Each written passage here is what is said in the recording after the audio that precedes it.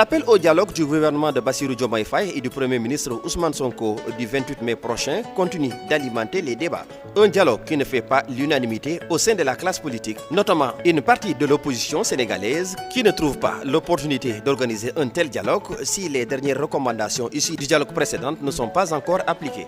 Cependant, cette main tendue du gouvernement du Sénégal est approuvée par d'autres formations politiques. C'est le cas pour le Parti pour la rupture, le PRP, du président Ben Madi Faye et ses alliés, le pôle alternatif de Dr Mohamed Diallo, le PJD et l'Union citoyenne. Selon eux, le dialogue est une nécessité dans une démocratie pour arriver à des consensus robustes, surtout en matière d'élection, de gouvernance et de validation de projets de société. Selon Ben Madi Faye et ses alliés, le Sénégal vit sa troisième alternance politique qui suscite beaucoup d'espoir d'un avenir meilleur et de mieux vivre ensemble. À l'en croire, le PRP, le pôle alternatif et le PJD saluent à juste titre la tenue du dialogue national initié par le président de la République Bassirou Diomaye Faye, dialogue qui, selon eux, doit être permanent et inclusif pour consolider les fondements de notre maturité démocratique. Et sur la forme, ces leaders proposent l'inclusion des points suivants au débat. D'abord, la mise en place de conseils territoriaux au niveau des pôles territoires et l'action des membres de ces assemblées territoriales, le vote électronique partiel ou généralisé,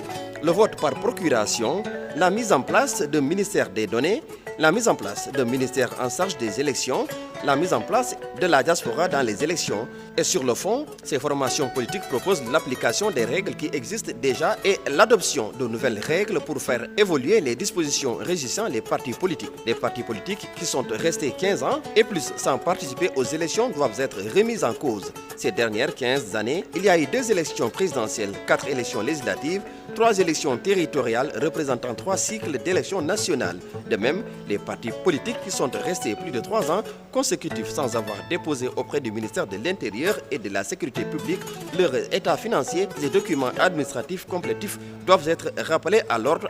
À les en croire, l'échelle de sanctions peut aller jusqu'au retrait pur et simple de leur récépissé. Il demande alors au ministère de l'Intérieur et de la Sécurité publique en charge du suivi administratif des partis politiques de publier chaque année la liste des partis politiques en règle et ceux qui ne sont pas en règle par rapport à la législation concernant les partis politiques. Pour des raisons évidentes d'économie budgétaire, dans un contexte de raréfaction des ressources financières et de crise économique mondiale récurrente, de relatives tensions budgétaires, de cohérence et de lisibilité politique, le calendrier républicain doit être repensé et organisé selon Ben Madi Faye et ses alliés. Certaines élections pourraient être organisées concomitamment le même jour comme l'élection présidentielle et les élections législatives par exemple, ou même les élections législatives et territoriales. L'expérience acquise, selon eux, par le peuple sénégalais en matière d'élection, le niveau avancé de la technologie, l'utilisation de plus en plus courante des outils numériques par le plus grand nombre, la maîtrise du processus électoral, la maîtrise organisationnelle de la matière électorale par une administration rompue à la tâche et qui a accumulé des succès éclatantes depuis plusieurs décennies, constituent des leviers adéquats pour relever les défis. Entre autres propositions du PRP et ses alliés, à savoir le PJD, le financement des partis politiques, pratique courante dans de nombreuses démocraties, est une nécessité car les partis politiques sont des institutions qui consolident la démocratie et sont la source des pouvoirs politiques qui œuvrent en principe pour l'intérêt général, pour éviter des abus de toutes sortes et la multiplication de sources douteuses de financement. Et pour cela, l'encadrement du financement doit être réglementé. Un des critères qui leur semble pertinent pour l'obtention d'un financement est le nombre de conseillers municipaux obtenus à l'occasion d'élections territoriales, car ces élections territoriales donnent une indication pertinente relative à l'ancrage territorial et du niveau de couverture géographique des partis politiques. Le parrainage de sa forme actuelle avec ses 3 modalités, à savoir le parrainage par les citoyens, par les électeurs, mais aussi par les députés, les exécutifs de conseils municipaux et départementaux, doit être supprimé car injuste, inefficace, déséquilibré et source de légitime contestation. Et sur le plan technique, le contrôle du parrainage n'offre pas les garanties de transparence, de sécurité et d'équité. Également, le nombre de parrainages demandés, quelle que soit la formule retenue, est excessif et les 3 modalités de parrainage actuellement en vigueur entraînent une rupture d'égalité entre les différentes candidatures, de même que le tirage au sort pour déterminer l'ordre de passage en vue du contrôle du parrainage rajoute l'aléatoire source d'inéquité. Selon eux, tous les électeurs sont égaux et par conséquent, tous les parrains doivent être égaux. Le nombre de parrainages exigé en ce qui concerne la modalité du parrainage des citoyens électeurs dans les 7 régions est une complication à la fois absurde et coûteuse, chronophage et injuste. Ben Madi Faye et ses alliés proposent alors à la place du dispositif actuel un seul mode de parrainage limité au maximum à 5000 parrains exclusifs d'où qu'ils viennent. La collecte de parrainage doit se faire de manière électronique pour en faciliter le recul et le contrôle et pourrait permettre d'éviter les doublons. Les données personnelles seront ainsi mieux protégées et préservées car le risque d'une utilisation inappropriée voire frauduleuse sera ainsi réduit.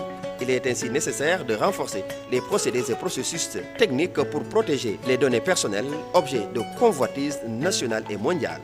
Toujours dans les recommandations, ces formations politiques partagent le vœu déjà exprimé par le président de la République Bassirou Diomaye Faye, à savoir tous les citoyens âgés de 18 ans et plus disposant de cartes d'identité nationale CEDEAO doivent être inscrits automatiquement sur le fichier électoral. Ce procédé, largement appliqué dans de nombreux pays démocratiques, offre des avantages multiples dans une république.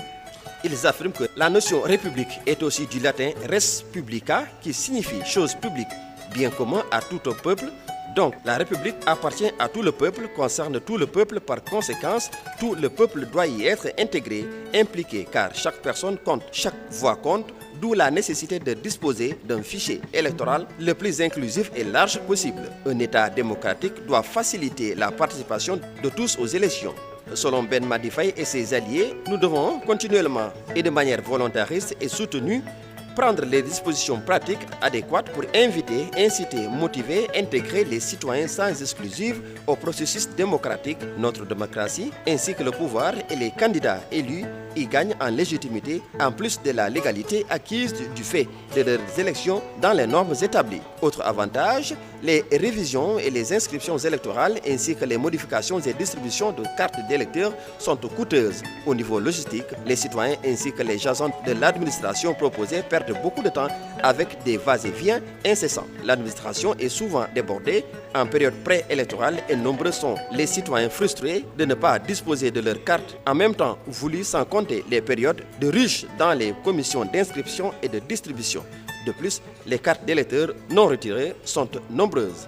La révision du code électoral est une nécessité. Pour cela, le PRP, le PJD, le pôle alternatif et l'Union citoyenne proposent des dispositions suivantes dans le cadre de cette révision souhaitée, à savoir d'abord la suppression du parrainage dans sa forme actuelle, mettre en pratique et encadrer le financement des partis politiques, intégrer l'élection des assemblées territoriales au niveau des pôles territoires, mieux intégrer la diaspora dans la gouvernance élective, mettre en place le bulletin unique, légiférer en matière de vote électronique, faire évoluer le fichier électoral, rationaliser le calendrier républicain, promouvoir le référendum par voie électronique pour certaines décisions majeures institutionnelles qui nécessitent une valorisation massive des populations, notamment en matière constitutionnelle, et enfin réviser les dispositions concernant la campagne électorale et l'équilibre au niveau des médias. Telles sont les propositions du PRP, du président Ben Madi Faye et ses alliés, le pôle alternatif de Dr Mohamed Diallo, le PJD et l'Union citoyenne